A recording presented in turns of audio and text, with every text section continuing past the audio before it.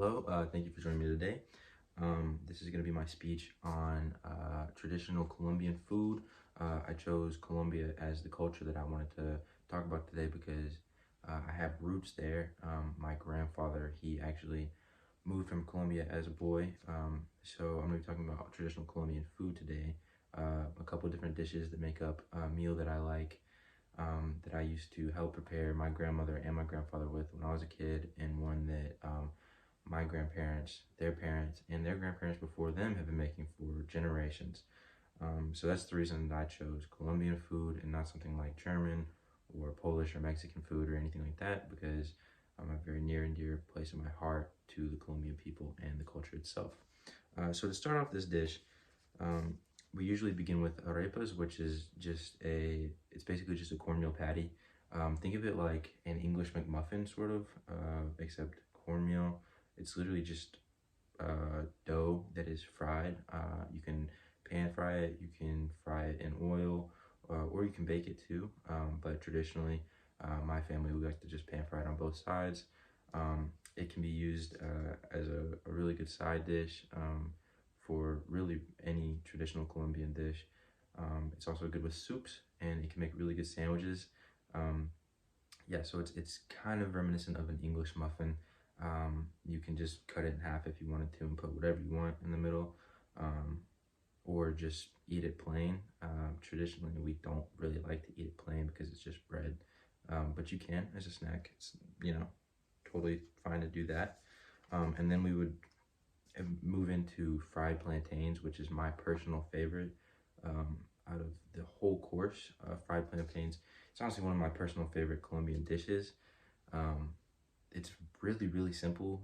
There's not much to it. It's literally just plantains, which I'm sure many of you have seen at a store or bought at a store, or maybe even tried yourself. But traditional plantains, the way that my grandmother used to make it, and many native Colombians, is simply just fry it in some oil. That's all it takes. You just slice it up and you mash them. You don't have to mash them. You can just eat them like just the slices fried. But my grandmother, she would always mash them. It almost makes it like a chip, kind of. If you've ever had banana chips, they're sort of like that in a way.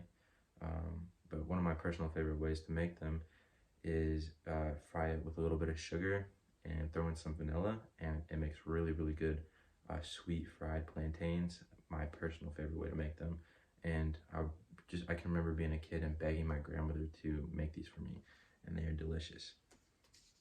And then the main course for the entire meal is empanadas. Empanadas, it's just a turnover, basically. That's all it is a pan-seared turnover. I guess that's a pretty common theme you're seeing in this dish is pan-seared. You're pretty much pan-searing everything.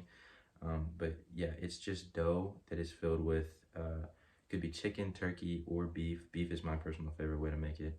But yeah, you can do chicken, turkey, or beef, and you just fill it, close the ends, and you pan-sear it on both sides. And it makes a wonderful, hearty, very savory. It's almost kind of like a meat pie. You could kind of compare it to that if you've never had an empanada. But another way that I used to make it with my grandmother as a young child, and one way that her grandmother taught her this actually, and then she ended up showing me, was you take those sweet fried plantains I was talking about with the sugar and the vanilla, and you mash them up in a bowl, like really like mash them up a lot, and just kind of make like a paste out of them, and then pour a little bit of milk in there and mix it, and then you can put those in the empanadas and bake it, and then it's a wonderful dessert to end off the whole meal. So thank you so much for joining me today. I'm really happy that I got to share a little bit of my culture personally, and a bit of my family heritage from Colombia, and talk about one of my favorite dishes. Thank you.